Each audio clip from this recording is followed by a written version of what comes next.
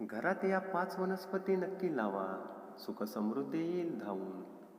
नमस्कार मित्रांनो, निसर्गाने आपल्याला दिलेल्या वनस्पती केवळ आपल्याला ऑक्सिजन देत नाहीत, तर त्यांच्यामध्ये आपल्याला नशिबाचे कुलूप उघडण्याची ताकदही असते.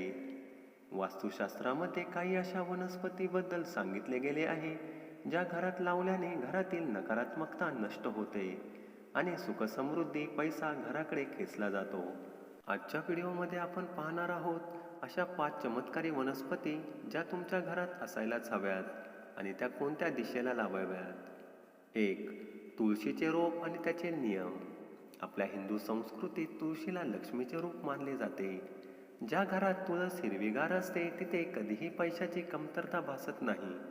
तुळशीचे रोप नेहमी घराच्या पूर्व किंवा उत्तर दिशेला किंवा ईशान्य कोपऱ्यात लावावे. दक्षिण दिशेला तुळस कधीही ठेवू नका. रोज संध्याकाळी तुळशीजवळ गाईच्या तुपाचा किंवा तेलाचा दिवा नक्की लावावा. लक्षात ठेवा, रविवारी आणि एकादशीला तुळशीला पाणी घालू नये आणि पानेही तोडू नयेत. 2. मनी प्लॅन्ट लावण्याची योग्य पद्धत. अनेक लोक घरात मनी प्लॅन्ट लावतात, पण तरीही त्यांना पैशाचा फायदा होत नाही. याचे कारण म्हणजे दिशा चुकणे. मनी प्लॅन्ट कधीही ईशान्य दिशेला लावू नये, यामुळे आर्थिक नुकसान होते. मनी प्लॅन्ट नेहमी घराच्या आग्नेय कोपऱ्यात लावावे, कारण ही गणपती बाप्पा आणि शुक्राची दिशा आहे. तसेच मनी प्लॅन्टच्या वेली कधीही जमिनीवर रेंगाळू देऊ नका, त्या नेहमी दोरीच्या सहाय्याने वरच्या बाजूला वाढवाव्यात. 3. कोरफडचे वास्तू महत्त्व. कोरफड ही वनस्पती आरोग्यासाठी जितकी गुणकारी आहे तितकीच ती वास्तूसाठीही उत्तम मानली जाते.